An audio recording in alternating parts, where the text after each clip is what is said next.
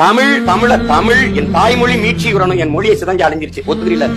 உங்களுக்கு தமிழ் பேச வருதா? தடையின்றி வருதா? தமிழ் எழுத படிக்க வாய்ப்பு இருக்கா? தமிழ் படிச்சா வேலை கிடைக்கும் நிலைமை இருக்கா? உன் வழிபாட்டுல தமிழ் இருக்கா? உன் வழக்காடு மன்றத்தில் இருக்கா? சொல்லு. உன்னுடைய திருமண அழைப்புதல வச்சிருக்கியா? உன்னுடைய ஆட்சி மொழியாக அதிகார மொழியா உன் தாய்மொழி இருக்கா? எல்லா இடத்திலையும் உன் மொழியை தூக்கி வீசிட்டு, உன் வரலாற்று இருந்து அப்புறப்படுத்திட்டு, உன் வழிபாட்டுல இருந்து உன்னை தள்ளிட்டு, கடைசியா உன் தாய் நிலத்துல நீ உழைப்பிலிருந்து வெளியேறிக்கிட்டு இருக்க. வட இந்திய வந்து ஏறிட்டு இருக்கான். இப்ப இந்த சூழல்ல நீ இதை பேசவே தயாரா இல்ல. யாரோட போய் நிக்கலாம்?